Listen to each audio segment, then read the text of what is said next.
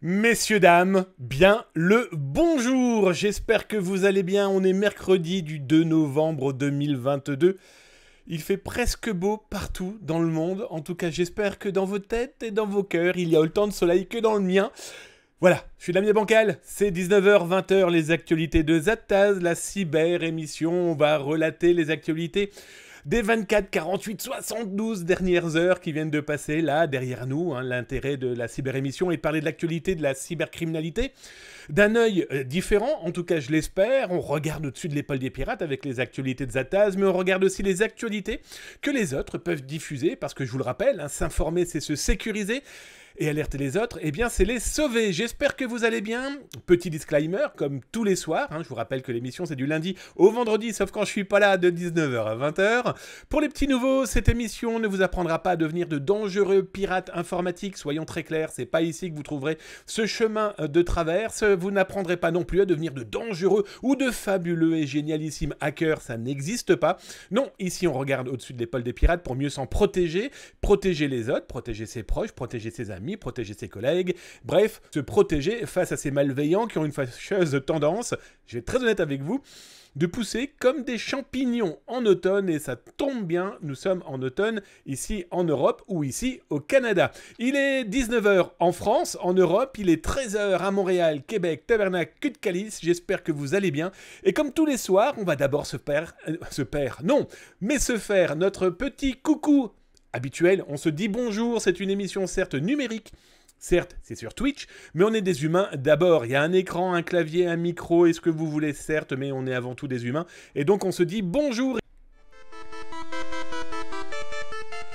Alors vous avez été plusieurs à m'envoyer un mail la semaine dernière en me disant, voilà Damien, tu as parlé en fait de ces tentatives d'intrusion, de malversation en tout cas, d'installer dans nos blogs ou nos forums, eh bien, de la publicité pour des casinos en ligne. Et donc, du coup, on m'a demandé de réexpliquer un petit peu comment ça fonctionne et comment ces malveillants, en tout cas comment ces gens qui font un business autour des casinos procèdent. Alors, la première chose, c'est que ces gens vont vous envoyer un mail. Alors, le mail ressemble à ça.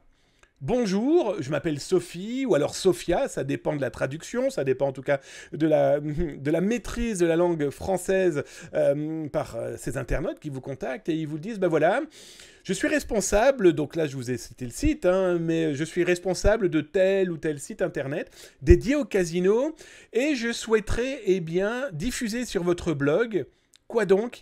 Un article. Alors vous inquiétez pas, cet article, il est propre sur lui, tout va bien, il recense et il propose en fait aux internautes, eh bien quoi donc, de parler d'articles dédiés au casino, dédiés aux bookmakers, dédiés aux jeux en ligne, quels qu'ils soient, en tout cas des paris d'argent. Parmi les exemples que je vais vous montrer là, et vous l'aurez compris, dans quelques jours, c'est la Coupe du Monde de football au Qatar. Il va y avoir aussi prochainement les Jeux Olympiques en France, etc. etc. Toujours est-il que, sans parler bien sûr de tout ce qui tourne autour des sports et l'argent. Les personnes qui vous écrivent, si vous acceptez, moi on m'a proposé 1500 $, les tarifs vont de 250 à 1500 $ à première vue, c'est de diffuser un article de blog qui explique, comme par exemple ici, je vais vous le zoomer, voilà, les rois du sport vont bientôt revenir sur le terrain de foot, vous pouvez peut-être gagner de l'argent grâce au football, etc., etc. Sauf que le piège va très vite apparaître dans votre ordinateur et très vite dans votre blog ou votre forum. C'est que ces articles qui paraissent propres sur eux, mettent des belles images en avant, expliquent comment ça fonctionne, et surtout sur l'écran que vous voyez là, par exemple, sur votre droite, eh bien vous avez quoi ? Vous avez ce petit menu qui explique, eh bien cliquez là sur ce casino ou cliquez sur ce bookmaker. En plus, vous allez pouvoir gagner de l'argent, vous allez avoir des bonus, etc., etc. Sauf que le piège, c'est que 99,9% des casinos qui sont promus dans ces blogs eux-mêmes qui se retrouvent dans cet article qui a été diffusé par vous-même sur votre propre espace numérique, votre propre forum ou votre propre blog, eh bien, vendent quoi donc ? Des casinos qui, par exemple en France, ne sont pas autorisés par le gouvernement, ne sont pas autorisés par, oui, l'État. Pourquoi ? Parce qu'ils n'ont pas le droit de vous faire jouer sur le territoire français. Ils n'ont pas eh bien, la possibilité de vous faire gagner de l'argent et surtout d'en recevoir. Bref, ils ne sont pas habilités, ils ne sont pas agréés. Le piège, il est là, c'est que par exemple, dans ce que je vous montre ici, dans l'un de ces blogs qui a été mis en avant pour être vanté, sur plein, des dizaines de blogs et de forums, lui, il vous dit, oh là là, est-ce que c'est légal de jouer sur ces casinos-là? Oui, toi, tu peux, il n'y a aucun problème, viens. Alors là, ils le disent, est-ce que c'est légal de contourner l'Argel? Ils vous disent, oui, c'est légal, le parieur, il peut placer ses mises où il veut, quand il veut. Ouais, alors, sauf petit détail, c'est que le casino peut jouer aussi sur cette petite corde sensible en disant, mais attendez, vous jouez chez nous d'un territoire qui ne nous autorise pas. Ah ben nous, on vous garde l'argent, on vous rembourse pas. Et il va y avoir un véritable problème pour les gens qui vont perdre beaucoup de pognon. Alors pourquoi ces gens vous proposent d'écrire un article sur votre propre blog? Eux s'en moquent. L'important c'est que les liens que vous mettez dans votre article de blog renvoient sur ce genre de lieu et eux vont gagner de l'argent sur les mises déposées, sur les pertes, vous imaginez? Donc eux, leur avantage est de faire de la masse, de faire du contenu énormément pour qu'il y ait une visibilité énorme. Et là, je vous montre un exemple très concret où là, ces blogs dans lesquels ils vont être inscrits dans votre propre blog à vous, sont très propres, c'est très bien fait. Un petit détail, certains sont tenus par des gens qui étaient encore il y a quelques semaines sur Twitch, où ils gagnaient peut-être beaucoup d'argent, en tout cas, il faisait énormément d'affiliations. C'est pour ça d'ailleurs que Twitch a fait le grand ménage, parce que beaucoup de ces affiliations étaient soit des arnaques, soit permettaient à des gens d'aller jouer dans des paradis fiscaux qui, on va être très honnête avec vous, certains, je pense, font vivre les mafias. Et justement, on va en parler tout à l'heure, avec cette histoire de plus de 100 000 employés travaillant pour des casinos illicites, ou alors carrément forcés à faire des escroqueries, mais je ne vous en dis pas plus. D'ailleurs, vous retrouverez le lien là si vous êtes sur YouTube, là juste en dessous, après avoir cliqué sur la petite cloche, le petit j'aime et le petit message. Et si tu es sur Twitch, eh bien, ne quitte pas, tu vas avoir l'article dans quelques instants. Alors là, je vous montre quelques autres pages, quelques autres liens. Donc là, à chaque fois, on vous fait miroiter des cadeaux, des prix, des bonus. Petit détail, c'est strictement illégal de faire un article sur votre blog ou votre forum vantant ce genre de blog et de liens sur des casinos illicites. Dites-vous que si vous le faites, allez, on va penser que d'ici 15 jours, 3 semaines, la police des jeux va vous convoquer, juste pour vous faire un rappel à la loi en vous expliquant que ce que vous venez de diffuser est strictement illicite. Vous n'étiez pas au courant, ok, rappel à la loi, mais qu'on ne vous y reprenne pas. Et le problème, c'est que si ça fait plusieurs fois que vous le faites et qu'en plus vous pensez que c'est un bon business, vous risquez d'avoir de sérieux problèmes, mais véritablement de sérieux problèmes. Alors là, par exemple, l'un des autres... Une de ces agences de communication dédiées au casino et aux bookmakers a, dans sa page disclaimer, sa page foire aux questions, en tout cas, elle explique que voilà comment ça fonctionne, tout est légal, mais si vous lisez un petit peu les petites lignes, attention, les offres sur, alors j'ai caviardé le nom, il n'était pas question de vous le montrer, sont susceptibles d'évoluer et être annulées. Alors nous essayons un maximum de vous garantir le suivi, blablabla, blablabla. Oui, donc c'est ce que je vous ai expliqué. Si jamais il y a un problème, vous pouvez dire ciao à votre argent, point barre. Intéressant aussi, les meilleurs casinos en ligne en France sont, et là ils vous ont mis un ensemble de casinos qui ne sont pas du tout, mais alors pas du tout agréés, Argel. Donc du coup... dites-vous qu'il y a de fortes chances que vous ayez des problèmes, d'autant plus si vous les vantez, si vous en faites de la publicité, de la communication. Je vous rappelle que depuis quelques mois, la loi s'est durcie sur les jeux en ligne, d'autant plus durcie qu'il y a certains streamers, il y a certains influenceurs ou influenceuses qui se sont fait allumer après avoir diffusé de la communication massivement sur des liens et sur des événements de casino strictement interdits.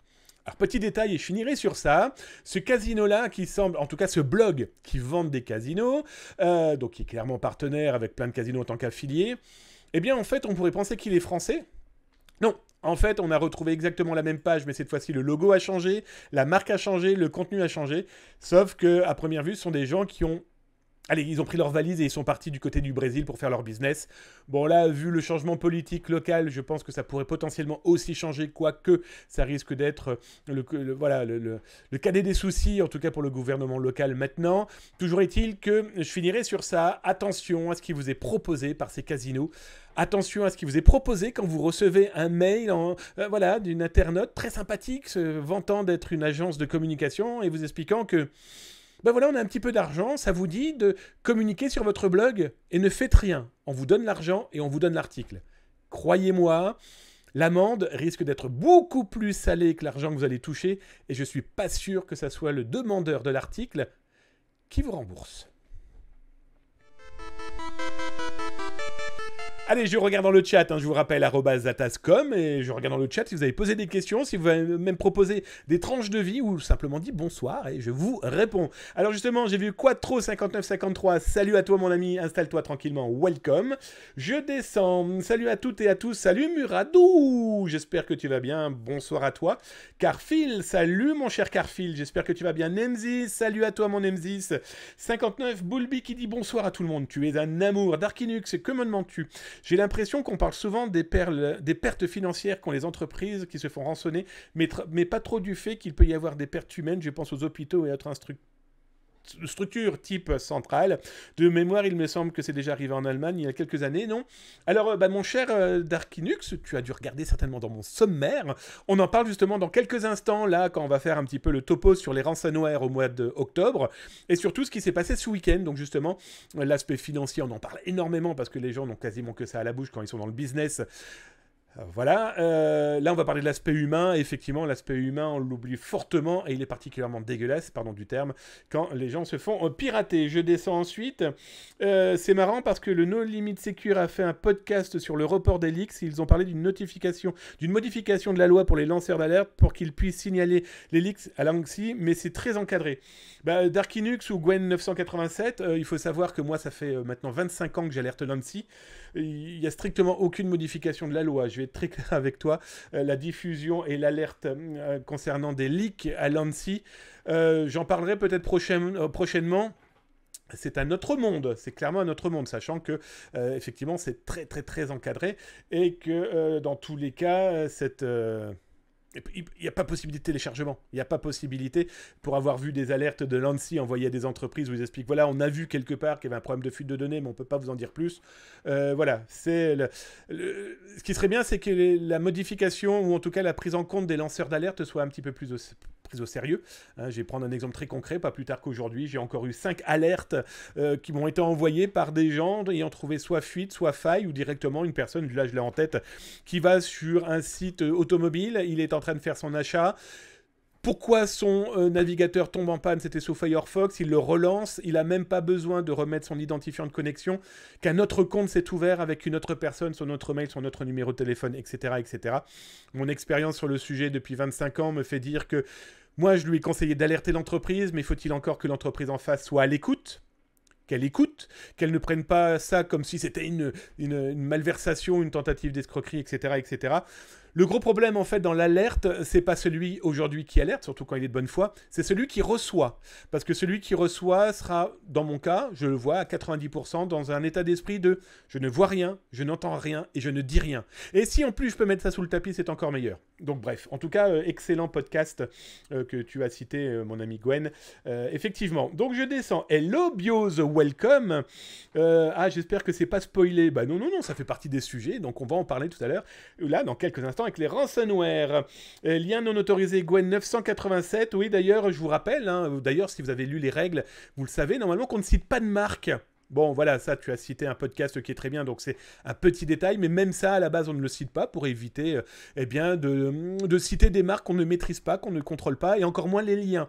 Donc là, c'est la deuxième avertissement à ton cas. J'ai peur qu'au bout du troisième, malheureusement, le modo d'amour risque de prendre son petit marteau et de taper. Donc voilà, ce sont des petites règles qu'on a mis dans le chat. Ça évite des débordements, et voilà. Mais en tout cas, vaut mieux prévenir que disparaître, hein? Qu'en pensez-vous? Allez, on continue les actus.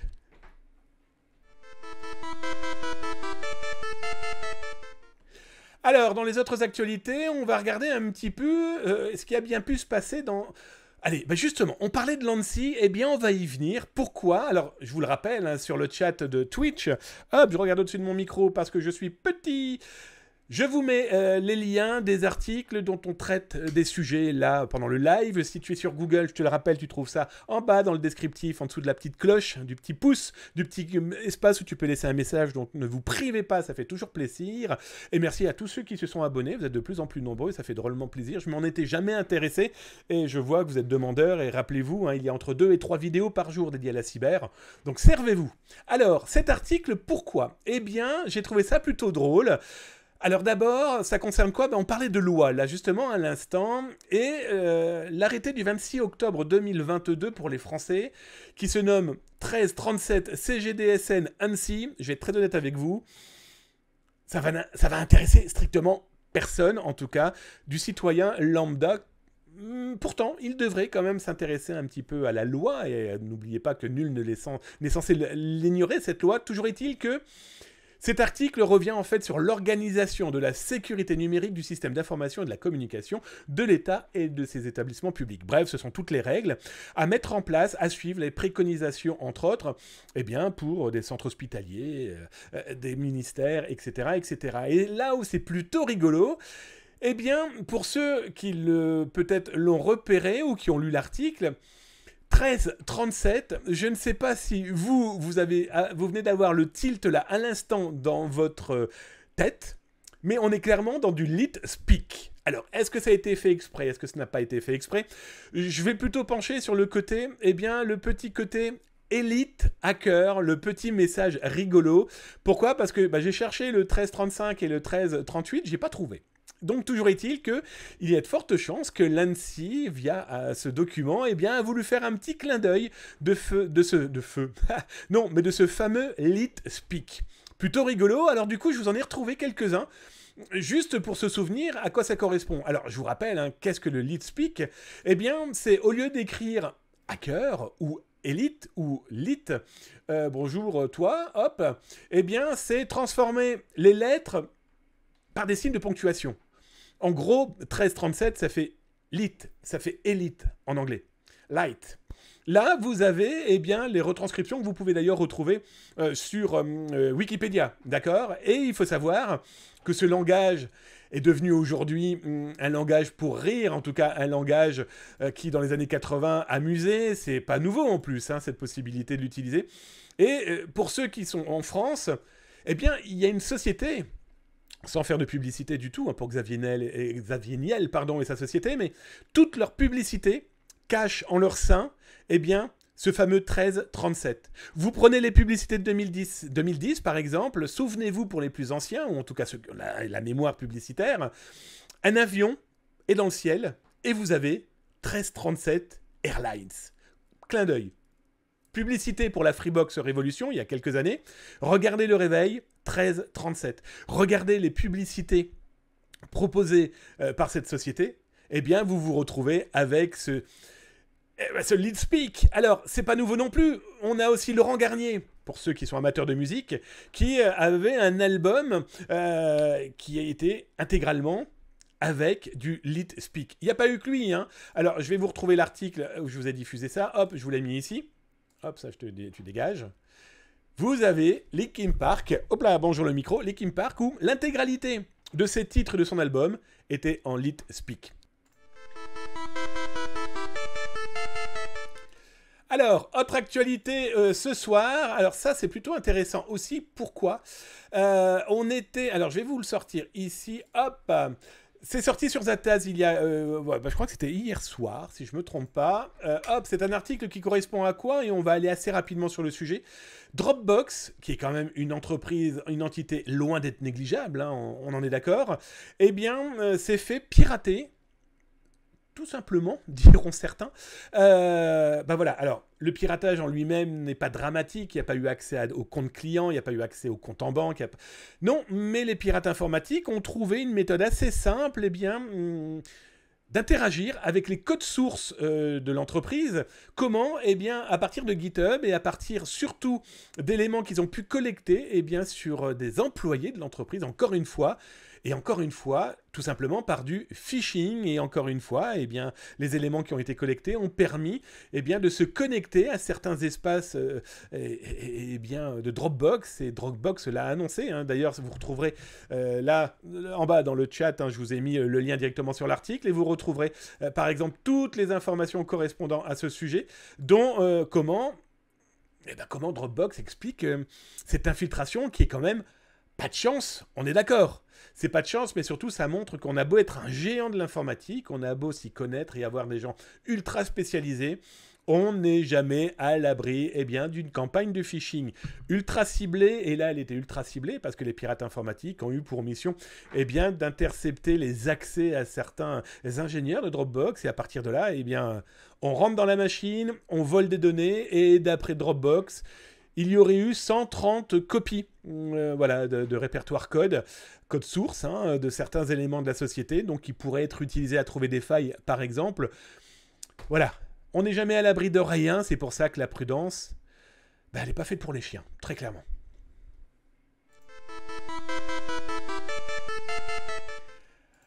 Alors, autre actualité plutôt intéressante, c'est complètement fou ce qu'a révélé la presse américaine, et plus exactement le Los Angeles Times, qui a expliqué il y a quelques heures comment des milliers d'employés embauchés par des petites annonces alléchantes sont contraints de force, par la force, à coups de taser, à coups de baston, etc., de monter et de mettre en place des escroqueries. Alors, vous retrouverez l'article là en dessous si vous êtes sur YouTube en train de regarder la vidéo. Et donc, vous avez ça dans les descriptifs avec le petit pouce, la petite cloche, le petit message qui fait toujours plaisir. Abonnez-vous, 2-3 vidéos par jour sur YouTube. Et sur Twitch, je viens de vous diffuser l'article là à l'instant. C'est quoi cette histoire ? Malheureusement, il a été découvert que la mafia chinoise, en tout cas des triades chinoises, travaillant bien sûr hors du territoire chinois, soit pour des casinos ou en tout cas pour des environnements financiers qui permettent le blanchiment, le détournement, les escroqueries, en tout cas loin du mur de Pékin, parce que qu'on le veuille ou non, on tape beaucoup sur la Chine, mais la Chine a fait pas mal d'avancées pour lutter contre ses propres pirates, et soyons très clairs, ils en ont énormément. Il a été découvert un truc complètement fou. Plus de 100 000 personnes ont été recrutées par ces mafias pour faire quoi ? Tout simplement, façon de parler, de participer à des scams à l'amour. Vous vous souvenez, le scam à l'amour, c'est quoi ? C'est ce papy, cette mamie, voire même des gens plus jeunes, qui sont contactés par une femme, un homme, et on leur fait croire qu'ils vont tomber amoureux de cette belle blonde, de ce beau roux, de ce que vous voulez. Le scam à l'amour, en fait, c'est des gens qui se font passer pour le futur dulciné, la future dulcinée, et qui vous réclament de l'argent. Ça piège énormément de personnes âgées. J'arrête pas d'en parler d'ailleurs de ça, je vous le dis souvent. Regardez autour de vous, surtout les gens seuls sont les premiers à être victimes de ce genre de choses. Bref, ce scam à l'amour est monté par ces 100 000 personnes qui sont employées par ces groupes mafieux de force. Ils sont enroulés de force à faire donc ces scams à l'amour, des phishing pour intercepter des données, mais aussi pour vendre des billets pour la Coupe du Monde de foot. Vous l'aurez compris, ce sont de faux billets pour la Coupe du Monde de foot. Alors il y a 10 ans, quasiment pile poil, j'avais écrit un article sur le gold farming. On est sur Twitch, là on parle de jeux vidéo, et sur Twitch vous avez World of Warcraft, vous avez Call of Duty, peu importe, Fortnite, etc. Et donc il y a possibilité d'acheter des personnages, acheter des tenues, acheter des points, etc. etc. Et le gold farming, déjà il existait des fermes de gens qui étaient clairement des esclaves et qui avaient pour mission de jouer nuit et jour pour monter en level leurs personnages qui étaient revendus ensuite. Si ça vous intéresse, vous retrouverez les articles sur ce sujet. Mais ce qui est complètement fou, c'est que là, il s'est avéré que ces 100 000 personnes, alors qu'ils sont recrutés de Chine, mais aussi de Thaïlande, mais aussi de différents autres pays asiatiques, sont tous envoyés au Cambodge. Et au Cambodge, ils se retrouvent autour d'hommes armés, on leur prend leur passeport, et leur mission est de rapporter au moins 30 000 $, sinon ils sont battus, sinon ils sont tasés, sinon ils sont revendus, le truc complètement fou, tout ça pour faire du piratage informatique, de l'escroquerie numérique, à destination de ces mafias, de ces groupes mafieux chinois qui est complètement dingue. Vous retrouverez aussi une vidéo, vous la retrouverez ici d'ailleurs, je vous ai mis le lien, je vous la montrerai pas ici, je vous laisserai le lire tranquillement pour éviter de vous perturber dans le visionnage de l'émission. Mais une vidéo qui montre des gens qui participent à des escroqueries, mais aussi qui étaient forcés à travailler dans des casinos qui escroquaient par contre les touristes. Et vous avez des employés qui ont décidé un jour de fuir, de se sauver. Ils en avaient marre. Déjà, ils ne gagnaient pas d'argent. Ils étaient vraiment pris en otage. Et un jour, ils ont tous décidé de partir en courant. Et ceux qui ont pu s'en sortir, ce sont ceux qui ont pu courir le plus vite. au point que certains qui ne savaient pas nager ont été se jeter dans le fleuve à quelques mètres du casino. Donc on voit les gardes en train de leur taper dessus à coups de barre de fer, etc. Bref, le piratage informatique, ce n'est pas que des Ukrainiens, ce n'est pas que des Russes ou des Canadiens ou des Français ou des Belges qui gagnent énormément d'argent, c'est aussi des groupes mafieux, et aujourd'hui on en a de plus en plus la preuve, des groupes mafieux qui gagnent de l'argent, en plus en faisant de l'esclavagisme pur et dur, à un tel point que les États-Unis ont classé le Cambodge au même niveau que l'Afghanistan, la Syrie ou la Corée du Nord. Bien non, le Cambodge s'est senti un petit peu pris au dépourvu et s'est dit « Oh là là, on va agir, on ne veut pas être dans ce classement un petit peu dramatique pour notre commerce, notre business, notre tourisme. » Et donc, ils ont fait plusieurs descentes de police d'abord dans leur capitale, la capitale du Cambodge, mais aussi, donc c'est Phnom Penh, et aussi dans plusieurs, on va dire, villes côtières et touristiques. Bon, bien sûr, tout ça est de la poudre aux yeux, parce que d'après des informations, et vous retrouverez ça dans l'article, avant même que la police descendait, certains de ces esclaves ont été transportés en bus, pour continuer leurs escroqueries un petit peu plus loin, à coups de taser. Complètement fou. Le groupe Yan Liu Wang. Alors, pendant très longtemps, en tout cas le temps de leur existence et de leur découverte par différentes entités de cybersécurité, on entendait dire qu'ils étaient très certainement du côté de la Corée du Nord, très certainement des Chinois, très certainement on ne sait pas.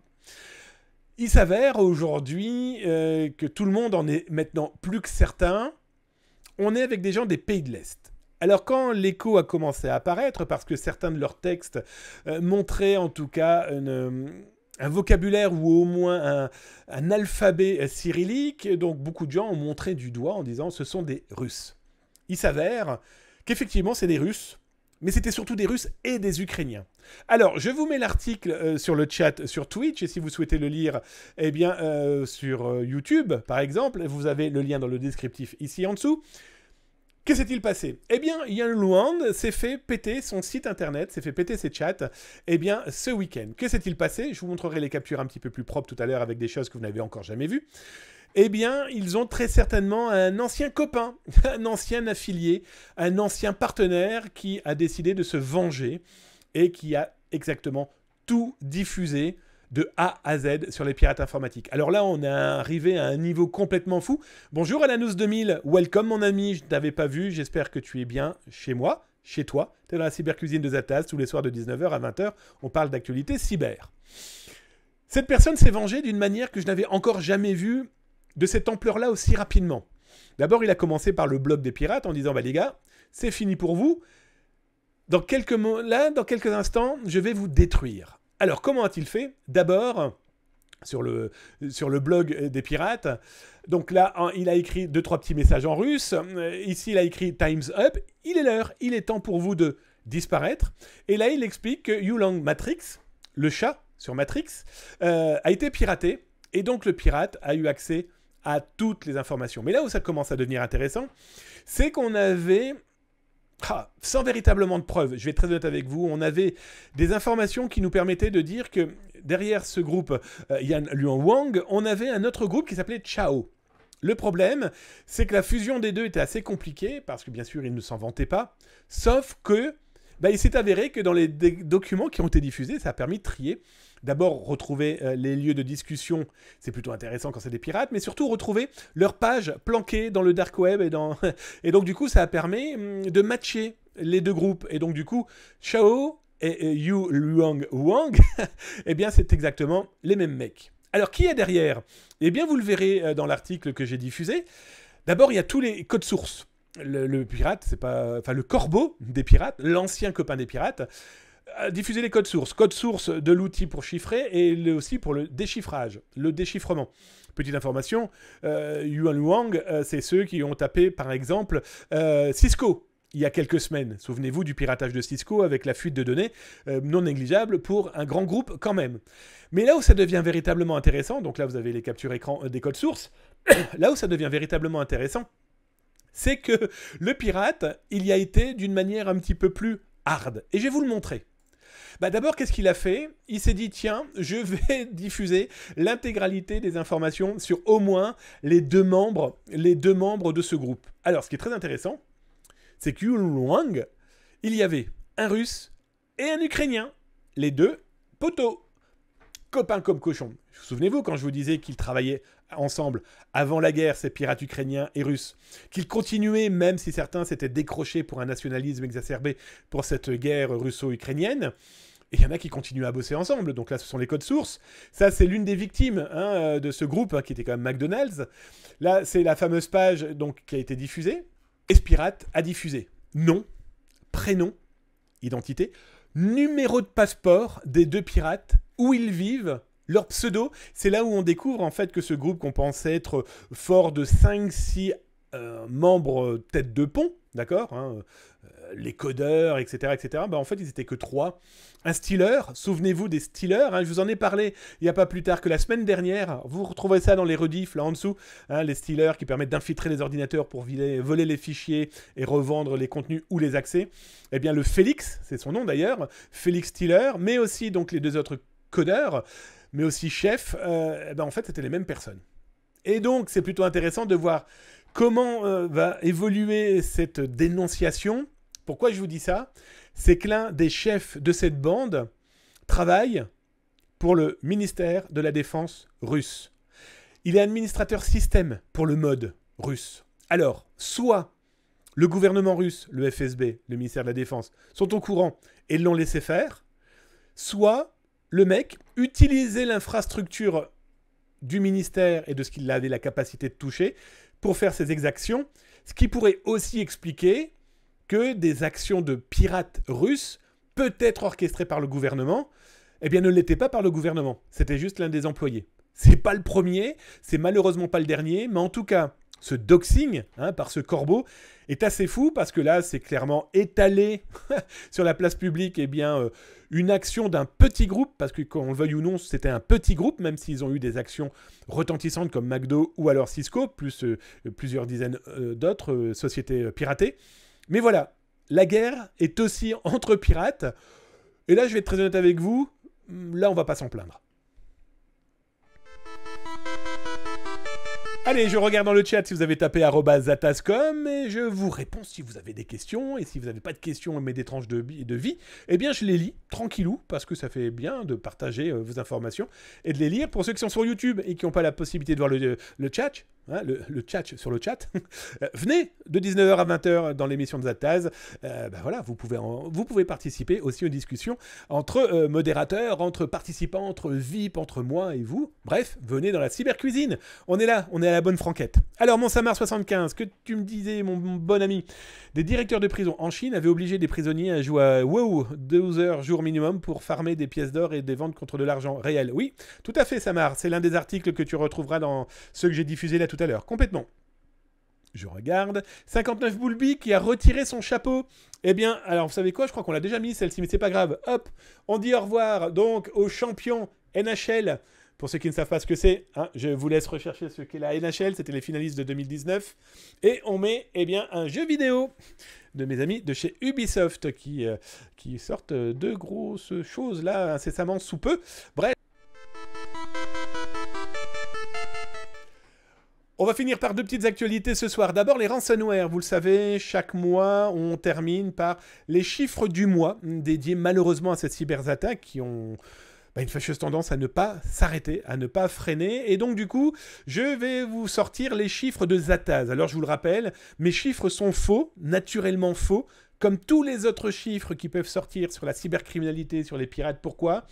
Parce qu'on n'a aucune visibilité sur le 100% des attaques. Si on n'a pas les informations, on ne peut pas avoir les chiffres. Donc moi, les informations que je vais vous donner là maintenant, ce sont des chiffres par rapport à ce que nous on veille, par rapport à ce qu'on voit, par rapport à ce qu'on infiltre et par rapport à ce que les pirates peuvent potentiellement exprimer en public. Alors d'abord, avant de commencer à ça, il y a eu plusieurs autres cyberattaques et je pense que vous avez dû le suivre ce week-end, en tout cas si vous êtes en France. Thales, énorme société de cybersécurité, mais pas que, aurait été infiltré par Logbit 3.0. D'ailleurs, ce que je vais faire, c'est que je vais vous les montrer après les captures écran. Logbit 3.0 a annoncé ce week-end qu'il avait infiltré Thales. Alors, ils ne donnent pas de preuves. Ils ont une fâcheuse tendance d'habitude à mettre des captures écran de leurs preuves. Souvenez-vous, par exemple, pour Corbeil-Essonnes, etc., le centre hospitalier ou d'autres. Là, non, pas du tout. Par contre, ils disent qu'ils ont mis la main sur des données confidentielles à haut risque de produits de l'entreprise, de logiciels et de clients. Connaissant les pirates informatiques, ils racontent rarement de la merde, même s'ils en font beaucoup. Est-ce que c'est, comment dire, un écho de ce qu'ils ont fait en janvier 2022, où ils avaient déjà annoncé et diffusé des données qu'ils avaient pu voler? Bon, voilà, rien de dramatique, en tout cas pour nous, communs du mortel. Il n'y avait pas de données personnelles, par exemple. Sauf que là, ils en annoncent. À suivre. En tout cas, ce qui est intéressant, malheureusement, c'est que beaucoup de gens ont parlé donc de Thales. J'ai fait par exemple le 20h de France 2 pour en parler, mais pour moi, c'est pas le plus dramatique. Thales a les hommes, de gens très compétents, là, c'est une belle société en plus, donc on peut présumer que malheureusement, même s'il y a eu infiltration, ce qui prouve que tout le monde n'est pas à l'abri, surtout si on ne fait pas attention, pour moi, c'est peut-être l'ordinateur d'un commercial qui s'est fait avoir. À suivre, malheureusement, Logbit a prévu de diffuser les informations qu'il a volées dans quelques jours. Sauf qu'au même moment, Logbit annonçait aussi l'infiltration d'un grand groupe dédié à la comptabilité, des experts comptables. 140 experts comptables dans toute la France. 140 cabinets d'experts comptables. Ça fait du monde, quand même, en clients, on est d'accord? D'autant plus qu'au même moment, il diffusait 2 cabinets d'avocats avec toutes les données. Mais quand je dis toutes les données, c'est toutes les données des clients. Tous les dossiers clients. Vous imaginez le drame. Le drame pour ces dossiers d'avocats, je sais pas moi, d'une dame qui a divorcé, plein de cas dramatiques qui se retrouvent aujourd'hui dans les mains de n'importe qui, en tout cas de personnes qui souhaiteraient les télécharger, ce que clairement je vous déconseille très ouvertement. Il faut à noter aussi qu'il n'y a pas eu que Thales à être infiltré, piraté et menacé. On a aussi un grand fleuron des technologies, une société allemande, c'est la filiale française qui a été attaquée, une société qui est spécialisée dans la reconnaissance et la surveillance. Voilà, bah, par exemple, je ne sais pas moi, de l'électricité, de l'armement, de bateaux, etc., etc. Et eux, ils ont été infiltrés par Snatch. Et je vais vous montrer ce que Snatch a fait. Hein. Ce qui est très intéressant, c'est que ce groupe, alors je vais mettre la bonne capture écran, c'est que Snatch, en fait, en infiltrant cette société, ils ont oublié de dire un petit détail, c'est que la société dont ils ont commencé à diffuser les données, et à menacer très ouvertement maintenant publiquement, c'est une société qui a été piratée cet été, au mois d'août. Ils ont attendu 4 mois pour révéler l'information au public, et surtout de dire, bah maintenant, plus de pitié, vous n'avez pas voulu nous piller, on va diffuser. Alors, ils ne sont pas les premiers à avoir fait ça. Hein. Souvenez-vous, j'ai oublié le nom de ce groupe qui avait fait ça, par exemple, pour la mairie de Marseille, mais pas que, Annecy aussi, où ils avaient diffusé quasiment 6 mois après les infiltrations. Complètement fou. Vous voyez, donc c'est, comme je dis tout le temps, il y a les informations volées, elles sont tout le temps volées. Arrêtons de dire non, non, il n'y a pas de vol. Soit les entreprises ont réussi à bloquer à temps, oui, enfin, sauf que si on s'aperçoit qu'ils sont en train de chiffrer, mais qu'on n'a pas vu qu'ils étaient rentrés, qu'ils ont peut-être copié, c'est problématique, sachant que les pirates informatiques, leur mission aujourd'hui est de copier, parce que c'est leur nouveau moyen de gagner de l'argent. Ils savent qu'aujourd'hui, bloquer une machine, bon, bah voilà, par contre, avoir la main sur les données et dire on va les diffuser, c'est une autre perte de manche pour les gens qui sont responsables de ces données, justement. Et donc Snatch eh bien, a infiltré cette entreprise au mois d'août. Et là, viennent de décider de diffuser l'information. Alors Snatch, il faut savoir qu'ils ont été très clairs. Hein. Là, je vous ai mis les captures écran que je vous ai faites. Bon, j'ai caviardé, vous m'excuserez, mais il n'est pas question que je vous donne, par exemple, les liens de téléchargement pour les sociétés là qu'ils ont mis en pâture dernièrement, ou en tout cas depuis leur existence. Là, ils expliquent aussi, dans l'un des textes que j'ai pu repérer dans l'un de leurs espaces privés, il n'y a aucune pitié. Vous soyez hôpital, que vous soyez entreprise ou particulier, vous ne payez pas, ça sera diffusé. Et là où c'est très intéressant, c'est qu'ils expliquent, et ils vont dupliquer ça aussi dans la partie de l'Internet chinois. What the fuck? Ça veut dire qu'ils ont donc la capacité d'installer ça dans un Internet que vous savez, vous et moi, qu'il est impossible de contrôler, bloquer, etc., etc. Même plus drôle, vous êtes quasiment tous encore dans le chat en vous disant mais quand est-ce qu'elle apparaît, la fin cachée dans la fin la fin cachée dans la fin du générique de fin de l'émission, parce que pour ceux qui sont nouveaux, dites-vous qu'il y a une fin cachée dans la fin du stream. Oui, voilà, c'est le petit gimmick, enfin il y en a plusieurs de gimmicks, hein. On a pas mal de traditions dans cette émission, entre dire bonjour à Majorette, les casquettes, la fin dans la fin, enfin bref. On parle de choses sérieuses sans se prendre au sérieux. On est là aussi pour se détendre. Donc là, vous êtes en live de mon aquarium. Nous sommes dans les bas-fonds de l'aquarium, et pas du Darknet. La fin Spider-Man, c'est un peu ça. Enfin là, c'est un peu la fin des hommes poissons. Hein. Bref, toujours est-il que cette fin, c'est pour vous dire quoi ? Bah, rien de particulier ce soir, si je tiens encore une fois à vous remercier. Et je vous rappelle, vendredi, on gagne les albums d'Orelsan qui viennent de sortir. Merci Aurélien pour les cadeaux. En attendant, passez une excellente soirée. Zataz, c'est tous les soirs 19h-20h sur Twitch et sur zataz.com. En attendant, portez-vous bien.